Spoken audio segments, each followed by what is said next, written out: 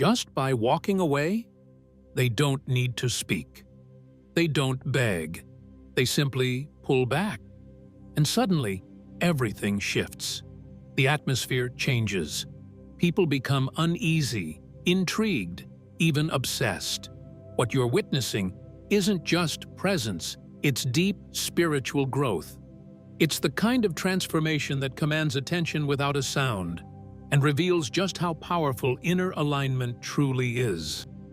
Now pause and imagine, what if you did the same?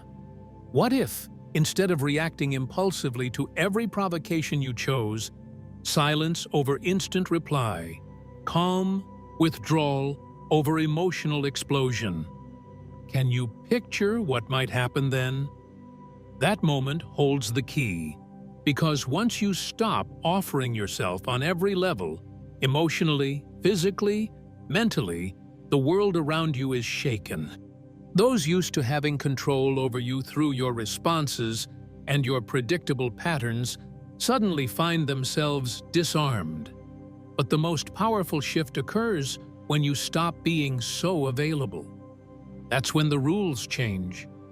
That's when people who assumed they knew you inside out are faced with the shocking realization that they never truly knew you at all. Carl Jung once said that everything that irritates us about others can guide us toward greater self-understanding. So think deeply about this. The moment you become less accessible, who truly begins to panic, who becomes irritated, who attempts to trigger you just to pull some emotion from you. In return, this tells you more about them than it does about you. It reveals how easily your energy is still being manipulated. You give so much of yourself to please, to avoid conflict, to hold on to people who were never genuinely present to begin with. And each time you force a yes, each time you rush to respond, each emotional reaction, these cost you a fragment of your energy. Eventually, all that remains is exhaustion, frustration, and a void you can't quite explain. But I can. It's because you've made yourself too available. You've given your presence, your peace, to those unworthy of even a single moment of your silence. Understand, this isn't about abandoning the world. It's about finally choosing yourself. It's about stepping into what Jung called individuation, the sacred process of becoming whole, authentic, and complete. That journey begins when you learn that silence can be more powerful than endless explanations. Withdrawal, when chosen consciously and not out of fear, becomes a profound act of self-empowerment. So I ask you now, looking straight into the mirror of your soul, how much longer will you allow yourself to be ruled by other people's emotions? How long will you dance like a marionette every time someone jabs at an old wound? Maybe now is the time to cut the cord, to step back, to embrace your mystery. Because when you stop being constantly present, everything changes. Since childhood, you were taught to always please others, to nod in agreement, even when your heart says no. You were conditioned to equate your worth with your availability. But here's a truth rarely spoken. That kind of constant accessibility isn't a virtue. It's a cage. As long as you believe you must be endlessly reachable, you'll be used, depleted, discarded, the moment your value fades. Why? Because predictability makes you a tool. People push your emotional buttons for relief, for validation, and when they're done, they shelve you until next time. And you don't see it because you're clinging to the illusion that being present for everyone guarantees someone will be present for you. But it never truly does. Jung knew this, and he warned us of the persona. We wear a mask, a carefully crafted version of ourselves designed to be accepted, loved, and recognized. But ironically, it's this very mask that keeps us excessively available. You say it's okay even when you feel like you're suffocating. You respond to messages instantly, even when you're exhausted. You explain, justify, and defend yourself as though the world is entitled to answers. Yet, The truth remains, the more you place yourself on someone else's stage, the more you fade from your own. Being constantly available is a subtle form of self-abandonment. It's a quiet, socially accepted way of seeking approval, avoiding rejection, and trying to manage how others perceive you. But this control comes at a cost. That cost, it is your peace. It is your life force, your vital energy being handed out, like it's endless, when in truth, it's not. It's limited, very limited. People who expect you to always be there don't necessarily want you. They want what you offer, your validation, your companionship, your emotional support. But when you start changing, when you begin setting boundaries and stop reacting on cue, those very same people become annoyed. They label you as distant, strange, or unkind. It's not because you've changed, it's because you've stopped being useful to their needs. And here lies the harshest truth. The more available you are, the less others value you. What's abundant becomes disposable. What is always present is taken for granted. No one cherishes what they don't have to earn. No one respects what is freely and constantly given. So now, pause and reflect. Who genuinely deserves your time, your energy, your attention, your presence, your listening ear, or perhaps more importantly, who deserves your absence? But before you answer, you must ask something deeper. Why do we react so much? Why do we give in so easily? What lies behind this almost automatic need to respond, to justify, to please? The answer, as Carl Jung explained, is found in the concept of psychic energy. And this is what we'll explore in the next part, because your energy is all you truly have. And if you don't learn to guard it, someone else will use it against you. If this message resonates with you, don't forget to subscribe to the channel. Thank you for being here, Carl. Jung never saw the human psyche as a machine reacting automatically without consequence. To him, the mind was an energy system, each thought, feeling, and action consuming some of that precious internal fuel. So, the question is this: are you deciding where your energy flows, or are you letting the world decide for you? Every impulsive reaction is a leak. Every time you defend yourself from a criticism unworthy of attention, every time you respond just to be right, every time you engage in pointless arguments or bend over backward to please those who don't value you, you are burning energy that doesn't feed your soul. Jung said it clearly: what you resist persists. The more you react, the more entangled you become. Those who feel constantly drained aren't weak, they're misaligned. And when you're depleted, you're vulnerable. In that state, manipulative, opportunistic, and emotionally demanding people sense it.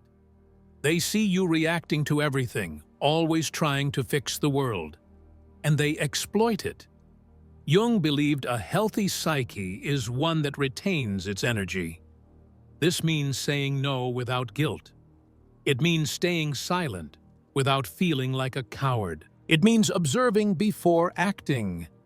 Because true power lies not in the reaction, but in the intention behind the response. And that kind of mastery only comes when you truly know yourself. To know yourself well is to recognize your own impulses. How often have you lost sleep replaying an unfinished conversation in your mind? How many hours have you wasted ruminating on what you should have said, or trying to make sense of someone's mistreatment? That is your energy, draining away with nothing in return. You're clinging to ghosts that should have faded long ago, feeding emotional patterns that persist only because you continue to respond. Psychic energy functions like a force field. When properly guarded, it generates presence. You walk into a room, and without uttering a word, people feel your power. But when that energy is scattered, mismanaged, you become reactive, fragile, nearly invisible. And the world shows no mercy to those who surrender too easily. That's why you must begin observing your triggers. Notice what causes your knee-jerk reactions. Notice what pulls you off balance. These are the precise points where your energy escapes, and those are the wounds that need your attention. Not so you can become numb or disconnected, but so you can become discerning sovereign over your emotional responses.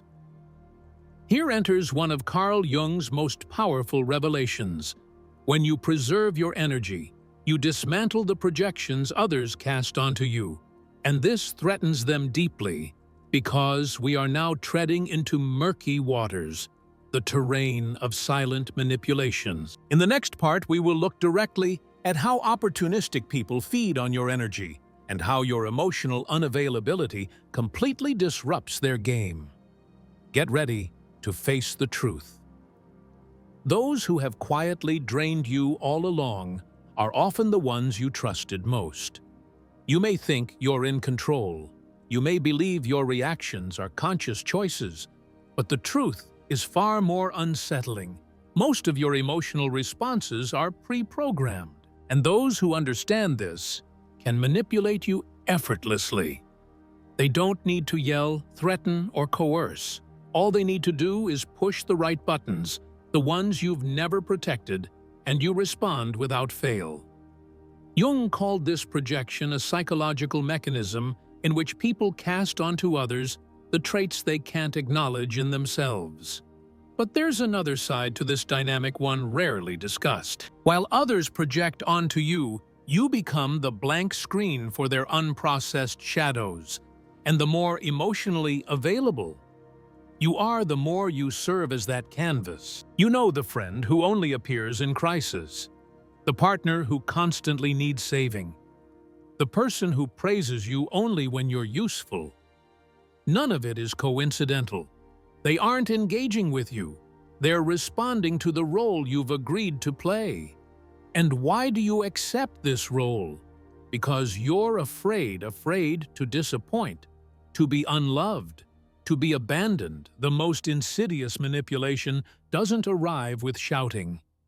It happens in the quiet space of guilt, in the subtle corrosive belief that you owe others your energy, that you must be available, that you must help, that you must understand even as it chips away at your soul. Here lies the heart of it. The manipulator doesn't need to overpower you.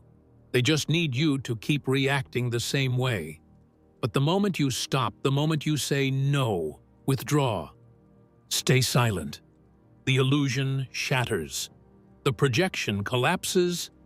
The mask they placed on you falls away. And suddenly, they're confronted with themselves. Most aren't ready for that. Your silence becomes threatening because it reflects back the emptiness they've been trying to avoid. And in that unsettling silence, they get angry.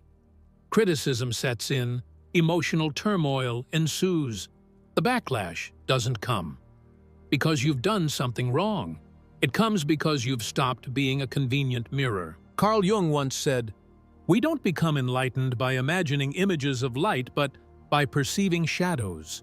When you pull back, when you no longer fuel the same emotional cycles, the shadows that others have been repressing begin to surface. And for those who have always looked to you as an escape from themselves, this is unacceptable." But what about you? Are you ready to face the discomfort that comes with protecting your own space? Are you prepared to be misunderstood, rejected, or even attacked simply for choosing yourself? Are you ready to endure the silence that follows the rupture? Because it is in that silence that a new kind of power quietly begins to awaken. That's what we must confront now, the potency of silence, not as a passive absence, but as one of the most devastating psychological tools available to us. In the next part, we'll explore why silence can shatter dynamics, disarm manipulation, and entirely alter your relationship with the world around you. We live in a noisy age. Everyone wants to be heard, to respond instantly, to win debates, even when nothing of real value is at stake. often sacrificing their own peace in the process. But there's a rare kind of power that only a few understand, and fewer still know how to wield the power of silence. Not silence rooted in fear or weakness, but silence that is intentional, strategic, and crystal clear. This silence is not absence, it is an amplified presence. Jung viewed silence not as a void, but as fertile soil rich with potential for inner transformation. When you stop reacting, you start observing. And in that stillness, you begin to notice the subtle patterns, the repeated emotional loops, the manipulation games, the self-sabotaging behaviors. Silence creates the conditions for clarity, and clarity is dangerous to those who survive by keeping you confused. Have you noticed how some people become anxious when you don't reply? When you offer no justification? When you simply vanish? It's not because they truly miss you. It's because your silence strips away their ability to control the narrative. As long as you speak, you're still playing the game. But silence changes the rules, and that destabilizes anyone who relies on your reactions to maintain control. True silence isn't the lack of a voice. It's mastery over your energy. It's the decision not to be pulled into emotional chaos. It's the wisdom to know which battles are worth your engagement and which are not. Jung spoke of individuation, the process of becoming your true self. That process requires distance because only in silence can you hear your soul without interference. But silence demands a price. It will create distance from those who only valued the role you performed. It will make you unreadable to those who never saw you as a person, but as a projection. You may be labeled cold, distant, even arrogant, but those are the reactions of people who never wanted your depth, only your utility. The more you mature, the more sparing you become with your words. You begin to see each sentence as an energetic offering, and not everyone is worthy of your truth. Sometimes silence is not retreat. It is sovereignty. It is the language of those who no longer seek to prove anything. Silence unsettles because it forces others to confront themselves, their own thoughts, their own noise, and that discomfort reveals far more than any spoken defense ever could. You don't need to justify your absence. It speaks for itself. And those who feel threatened by it are simply revealing how dependent they were on your imbalance to maintain their illusion of control. But the most powerful silence isn't the one that disrupts others. It's the one that rebuilds you from within. The silence that reconnects you to something far beyond external validation. It is within this sacred stillness that your transformation begins. This path demands that you begin the process of recovering your vital energy, of returning to your essence. And that is exactly what we'll explore in the next part. Because cutting out external noise alone isn't enough. You must also relearn how to use your energy with intention. You must decide where it flows, where it stays, and most importantly, where it must never be wasted again. Now is the time to be selective with your own soul. If you continue meaningless conversations and cling to relationships that only exist because you don't have the courage to let them go, you are just replacing one illusion with another. Awareness without action is just another way of deceiving yourself. Real transformation begins the moment you consciously decide to become selective. And that shift demands emotional discipline. Conscious unavailability isn't coldness, arrogance, or indifference. It means you are no longer available to everyone at every moment for any reason. It means reclaiming control over your time, your energy, and your inner peace. And it starts with small, intentional steps. Choosing not to reply immediately, taking a breath before responding, walking away from a conversation that's spiraling into chaos, turning off your phone without guilt, saying "not today," or "I'm not interested," or I won't be part of this. You don't owe anyone an explanation for your absence. You don't have to justify your silence. You don't owe anyone but yourself. And that for many people is unacceptable, because by refusing to explain, you take away their power to trap you in a story where you're always there. Carl Jung understood that every true path to individuation passes through isolation, not one of despair, but of sacred retreat. A time to come home to your own voice, to rebuild your sense of self, not through the eyes of others, but from the stillness of your center. Want to know a powerful measure of your growth? Watch who starts to pull away when you become more reserved. Notice who tries to provoke you when you stop reacting. Pay attention to who accuses you of having changed when you finally begin to protect your soul. These are not signs that you're doing something wrong. They are confirmations that you are finally breaking free. Being unavailable will feel uncomfortable at first. You may feel guilty, selfish, even harsh, but that discomfort is part of the dismantling. You've spent a lifetime being trained to put yourself second. Of course, change feels strange, especially to those who thrived on your previous version. Conscious unavailability is the foundation of self-determination. When you say no to the world, you are saying yes to yourself. When you step away from toxicity, you declare that your peace is more valuable than false connection. And when you stop explaining yourself, respect begins to grow, even if only in the eyes of a few. But not everyone will be ready for your presence, because your emotional absence forces them to face wounds they've buried. It reveals just how much they relied on your chaos to stay in control. And in that moment, the rupture comes. With the rupture comes pain, and with the pain, the silence of estrangement.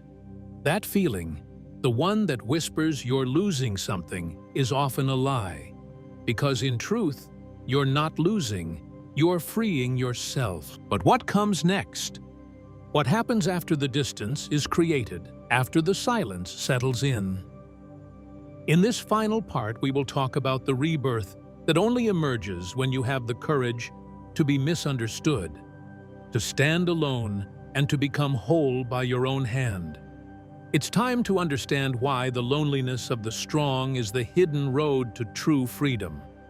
When you stop making yourself available to everyone, something powerful starts to unfold. First comes the silence, uncomfortable, unsettling, a silence that screams inside your chest. You begin to question yourself. Did I do the right thing? Am I being too severe? Have I just driven away people who actually cared about me? But slowly, that silence starts to shift. It becomes cleansing. It is soothing. It heals. And from within that quiet space, solitude arrives. Not the kind that feels like absence, but the kind that overflows with presence. Your presence. This is the solitude of the strong. The solitude of someone who no longer betrays themselves just to keep others close. In that space where chaos once lived, clarity begins to bloom. Where there was anxiety, peace took root. Where neediness used to drive you, now a new kind of strength arrives, the strength of being whole within your own self. Carl Jung wrote that the path to individuation, the journey of becoming your truest self, requires a break from the collective, a disidentification from the roles we play. A season of walking alone. And that's exactly what you're doing when you choose to become unavailable. You are not running from life. You are returning to your center. It's at this point that you stop reacting and begin creating. You stop being shaped by your surroundings and begin shaping your life from the inside out. And the people who become uneasy with your absence, they reveal that they never truly wanted you. They wanted the version of you that served a role. And now that you no longer fit that mold, they don't know what to do with you. And that in itself is liberation. You will lose people, but you will find yourself. You will walk away from places, but you will return to your essence. You will be misunderstood, but for the first time, you will be respected. Because when you are no longer accessible for everything, you become valued. You become rare. You become unforgettable. Make no mistake, this is a rebirth, a new beginning. The first breath of a life in which you no longer settle for emotional leftovers, manipulative games, or hollow gestures masquerading as love.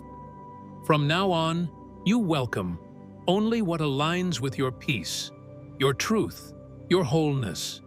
And if you've made it this far, it's because some part of you is already ready for this path.